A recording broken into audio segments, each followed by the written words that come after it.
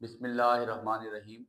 Mathematics second year national book foundation exercise 2.10 question number 15 तक हम कर चुके थे। आज का हमारा सवाल क्वेश्चन नंबर 16 और कहता है if the inflation rate is continuously compounded 4% per year. Rate आपके पास गिवन है, कितना है? 4% पर ईयर। तो 4% को मैं लिख सकता हूँ 4 divide by 100 which is equal to 0.04। तो आर की वैल्यू मेरे पास 0.04 आ चुकी है। And the price of commodity is $50 today. आज के दिन आपकी प्राइस कितनी है? $50। तो पी नॉट लिख लें, $50 टुडे। ठीक है, डॉलर शुरू में डाल दें। ठीक हो गया। Derive the function for the price of the commodity over time. Find the price after 8 years and find the instantaneous rate। आपने इसका डेरिवेटिव भी फाइंड आउट करना है। कोई इतना मुश्किल क्वेश्चन नहीं है, इजी सा क्वेश्चन है। इसको समझिएगा, इस पे गौर कीजिएगा, बहुत इजी सा क्वेश्चन। ठीक हो गया। आपके पास दो चीजें गिवन हैं, डिराइव करना है आपने। सबसे पहले क्या चीज डिराइव करनी है? Derive the function of the price of the commodity over time. तो आपके पास इसका फार्मूला है। हमने ये फार्मूला आपको 1.4 फर्स्ट ईयर में भी पढ़ाया था। ठीक हो गया। तो P T which is equal to P naught into E की पावर आर टी। तो प्राइस ओवर टाइम, सबसे पहली चीज जो आपने फाइंड ऑफ करनी है, P of T which is equal to P naught 50 आ जाएगा। ई की पावर आर की जगह हम क्या पुट कर देंगे? 0.04 टी। तो पहली चीज आपने यही फाइंड करनी थी, drive the function of the price commodity over time. तो आपने फंक्शन फाइंड आउट कर दिया। दूसरी बात कहता है फाइंड प्राइस आफ्टर 8 ईयर। अब जहां यहाँ पे टाइम है वहां पे 8 पुट कर दें। P of 8 which is equal to 50 E की पावर 0.04 इंटू 8। अब अपने कैलकुलेटर पे ई लिखिएगा, लॉग शिफ्ट दबा के, जीरो उसकी पावर 0.04 मल्टीप्लाई बाय 8 करें, मल्टीप्लाई 50 करें, जो answer would B 68.85 P of 8। And the third thing is find the instantaneous rate of price after 8 year. तो इंस्टेंटेनियस रेट का आपके बारे में पता है, डेरिवेटिव लेंगे। तो D P by D of t which is equals to P naught e की पावर RT। तो जब यहाँ पे मैं रूल लगाऊंगा, P naught e की पावर आपको पता है जो होती है वही आ जाती है, e की पावर RT आ जाएगा, और RT का डेरिवेटिव अलग लेंगे तो RT का R आ जाएगा। T का डेरिवेटिव 1 होगा, लिखने की जरूरत हमें नहीं है। P नॉट की जगह 50 पुट कर दें, e की पावर R की जगह 0.04 पुट कर दें, टाइम की जगह हमने क्या पुट कर देना है? 8, और R की जगह हमने फिर नीचे 0.04 पुट कर देना है। पहले ये पावर वाली वैल्यू सॉल्व करें, उसको मल्टीप्लाई करवाएं 0.04 के साथ, फिर मल्टीप्लाई करें 50 के साथ। तो आपके पास जो उसने लिमिट दी है 8, तो उसका आंसर आपके पास क्या आ जाएगा? 2.75। ये आपके पास क्वेश्चन नंबर 16 का सॉल्यूशन हो चुका है। अब क्वेश्चन नंबर 17 की बात आती है। क्वेश्चन नंबर 17 में क्या कहता है? क्वेश्चन नंबर 17 कहता है a company models its operational cost CT which is equal to 500 into E की power 0.04 into T minus 100t, where T is the year is the time in years. Find the rate of change of cost. वही बात, derivative rate of increase in cost is minimal. Minimal का मतलब आपने उसी तरह second derivative निकालना है। Less than zero आ गया तो मिनिमम आपके, मैक्सिमम है, ग्रेटर देन जीरो आ गया तो मिनिमम है। ये बातें करवा के आ चुके हैं।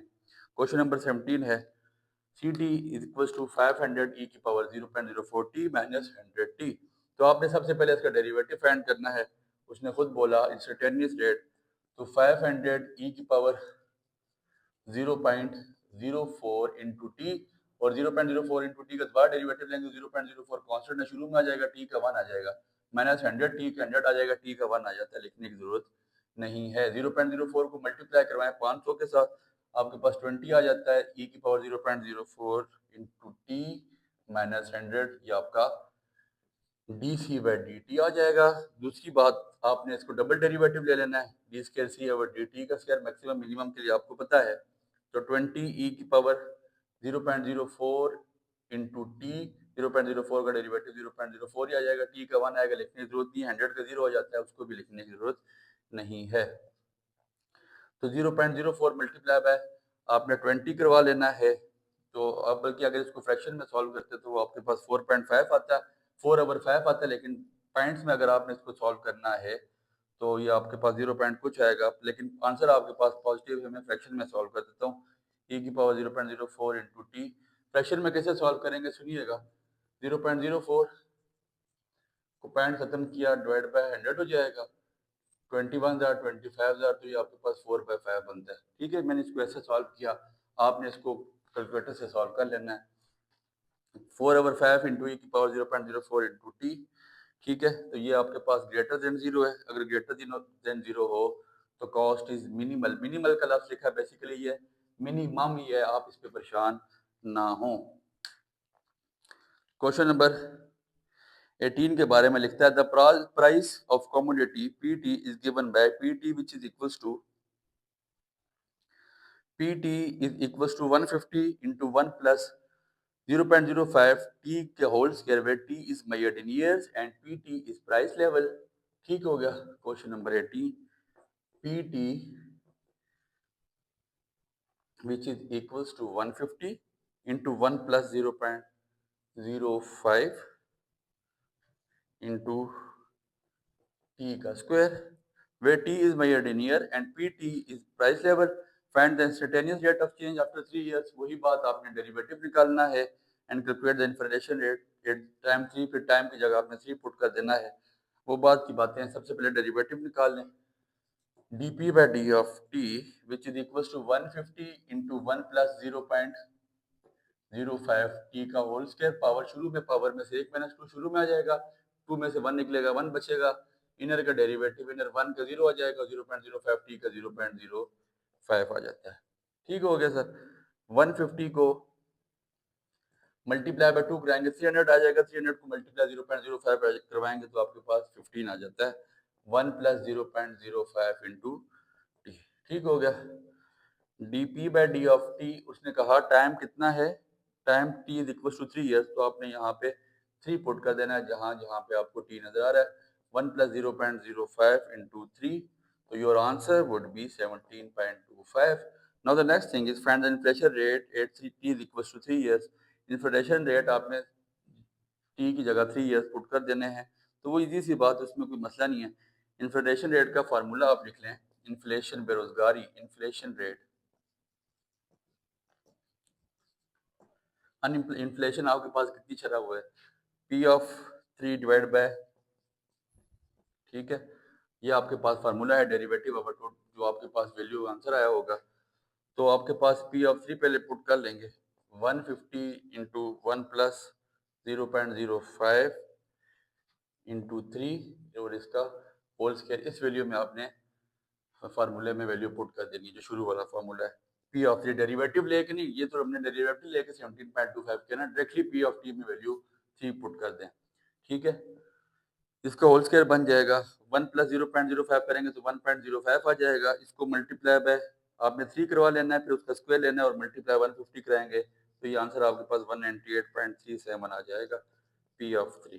तो फार्मूले में वैल्यू पुट कर दें जो इन्फ्लेशन रेट का आपके पास फार्मूला होता है, inflation rate which is equal to P single derivative of 3, answer क्या है 17.25 डिवाइड बाय पी ऑफ 3 तो 198.37 विच इज इक्वल टू 0.0869। ठीक है, अगर इसको परसेंटेज में लिखें, मल्टीप्लाई बाय 100 करा देंगे तो 8.6%, इसको मल्टीप्लाई बाय 100% करवा दें तो your answer would be 8.6%। You can take screenshot, आप यहाँ से इजीली स्क्रीनशॉट ले सकते हैं। इसका स्क्रीनशॉट ले लें ताकि इसको रेज किया जाए और नेक्स्ट क्वेश्चन को करवाया जाए। इसके बाद आपके पास क्वेश्चन नंबर 19 और 20 बच गया और इसी के साथ हमारी एक्सरसाइज इख्तिताम को पहुंच रही है।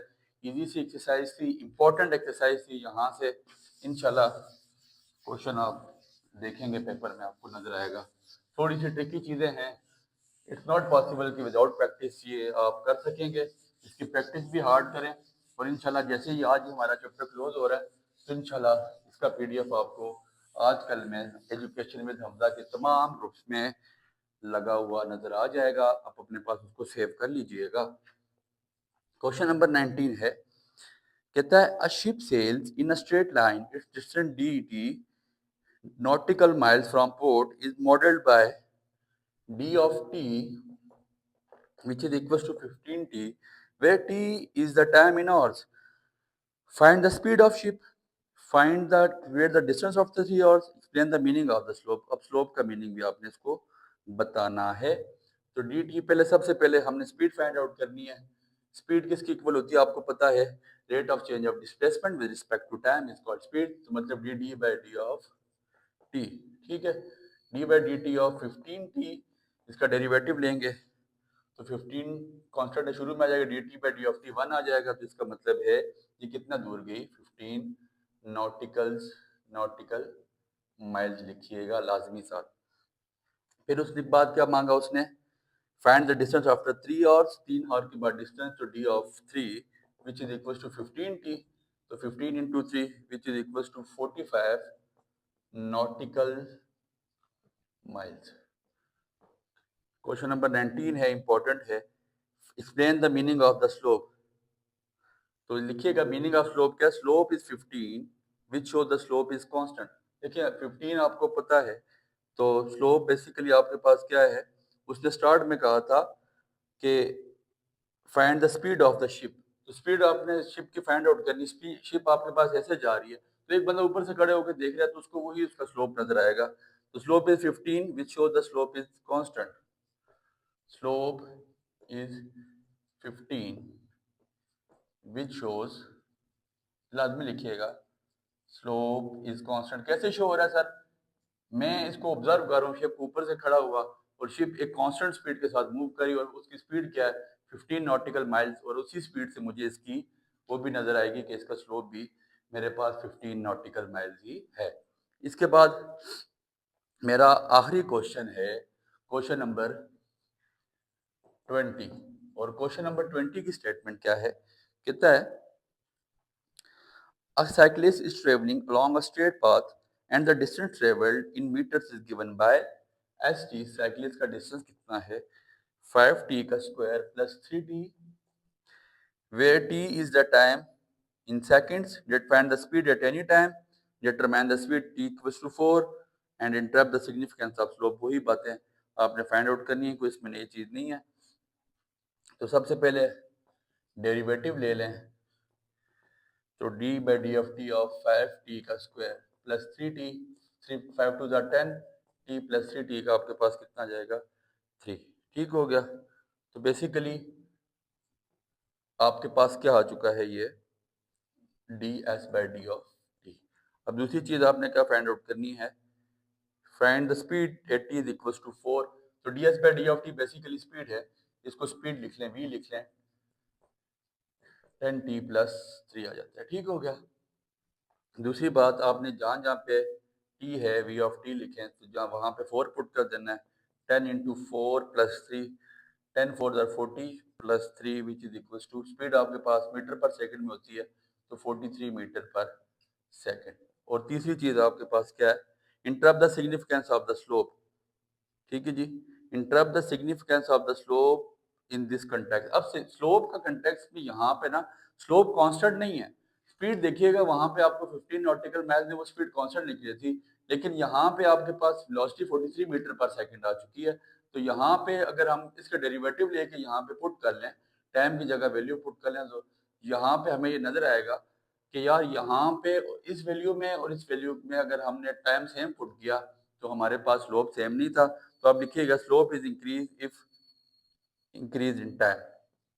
Hair slope is increasing by increasing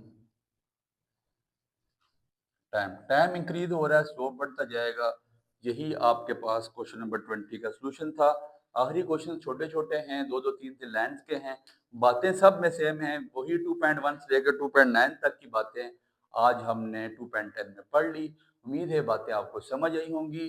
2.10 इसी के साथ हमारा चैप्टर नंबर 2 खत्म हुआ, अख्ताम हुआ. आप में से किसी को कोई प्रॉब्लम हो तो वो कमेंट्स करके पूछ सकता है. इसके नोट्स हमारे पास रिटर्न नोट्स मेरे अपनी जो सोल्यूशन थे इसके कराए हुए आज जैसे ही ये लेक्चर अपलोड होता है इसके बाद एजुकेशन विद हमजा के तमाम प्लेटफॉर्म पे ये लेक्चर और इसका पीडीएफ नोट्स ग्रुप में भेज दिए जाएंगे. आप लेक्चर के स्टार्ट में एडमिन का नंबर आ रहा है, उसको मैसेज करके नोट्स मांग सकते हैं, ग्रुप में ऐड हो सकते हैं, ग्रुप में ऐड हों, एक फैमिली बने। हमारा स्लोगन भी है एजुकेशन विद हमजा का कि be a family and spread ease, और अल्लाह का शुक्र अदा करें। इंशाल्लाह इसी के साथ हम बहुत जल्द चैप्टर नंबर 3 इंटीग्रेशन स्टार्ट करेंगे। तो हमें याद रखिएगा। अल्लाह हाफिज़।